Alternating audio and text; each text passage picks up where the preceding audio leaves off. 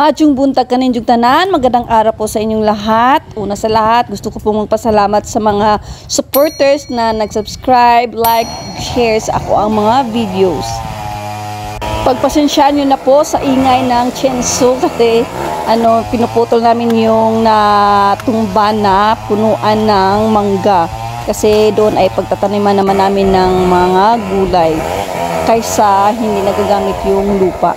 Kaya pinuputol-putol namin yung yung mga branches.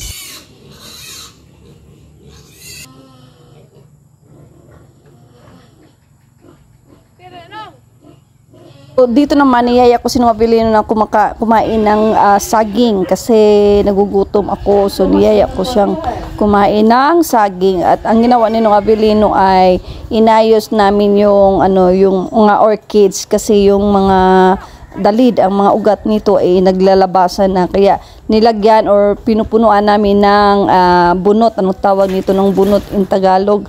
Yung sa niyog, para mas lalong tumaba at mamumulaklak yung mga orchids.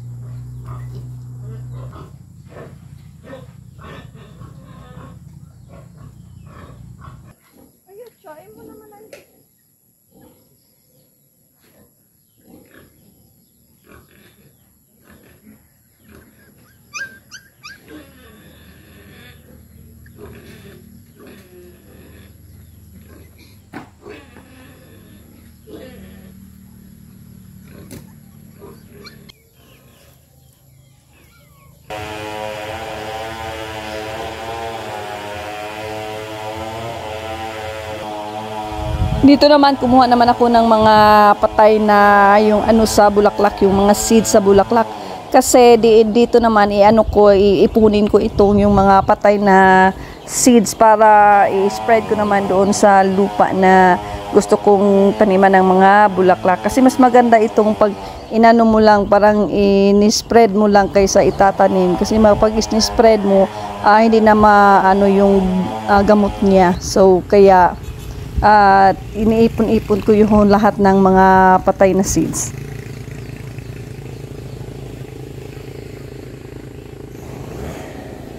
Ito yung itsura ng patay na seeds ng bulaklak. So minimix ko yan kasi marami siyang kulay na anong tawag nito? Marami siyang kulay. So meron siyang kulay na orange, yellow at saka violet. So dito naman ko naman dito ko siya i-spread kasi para dito siya tutubo kasi malambot yung lupain.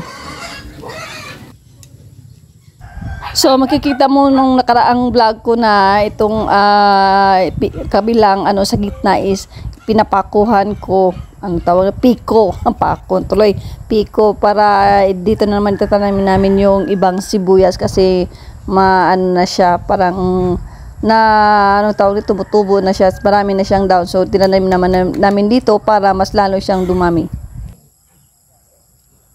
Nasiyahan ako dito sa mga talong kasi tumubo na siya at lumalaki na siya. So maganda tingnan na yung mga tinanim mo is tumutubo ng maayos. At saka dito naman pinag-cultivate ko yung lupa para mas lalo siyang gumagana siyang tubo. At saka yung mga dahon na nasa ibaba is pinuputol ko para hindi siya masyadong masikipan at saka yung tubo niya. Ito ang nakakatuwa kasi makikita mo yung tinanim mong mga talong is meron na siyang mga bunga.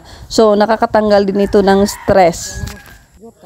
Ito nakakatuwa so makaka-relate tayo sa ating buhay na para din itong tao na pag inalagaan mo yung tao is maganda din yung yung tubo. So katulad din ng tanim. So pag inalagaan natin yung ating mga tanim is maganda din yung tubo niya. Pagpasensya niyo yung yung pagtagalog kasi na parang nabubulol ako lagi. So ito ang mahirap, yung mag-nosebleed ako dahil sa mga request niyo na mag-speak ako ng Tagalog. So sinisikap ko na mag-speak ng Tagalog para makaintindi ang mga nakakarami. So at minimix ko na rin ng Bisaya, hindi maiwasan kasi. So sa mga hindi pa nakakilala sa akin, so isa po ako ang Boholana. So from province of Bohol. So isa itong Bisaya, yung mga lingwahe dito sa amin.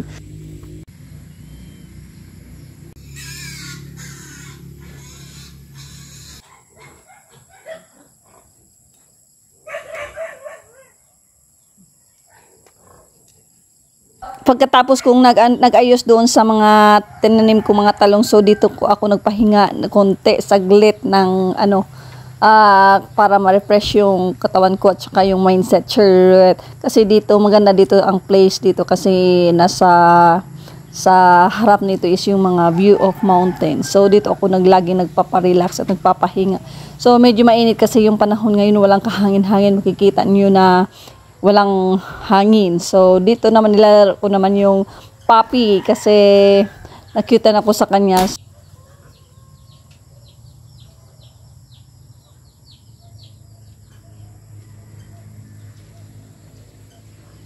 So later on, namalingki ako doon at bumili ako ng karning pork ribs para gawin ko kasi itong spicy na adobong pork ribs.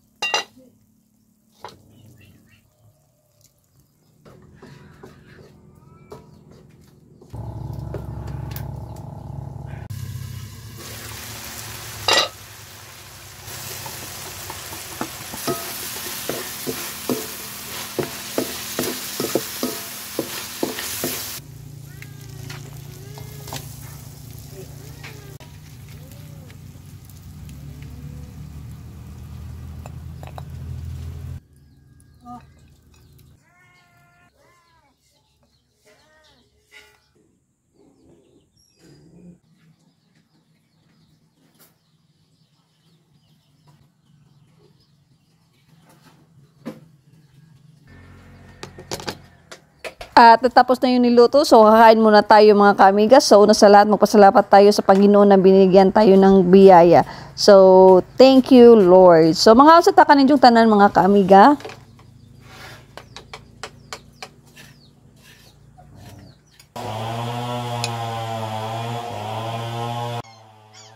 At dito nagtatapos yung aking video. So maraming salamat sa panood sa aking video. Don't forget to subscribe my channel Amiga Cha, ug like ug share. So that's all for today. Bye bye and God bless. See ya.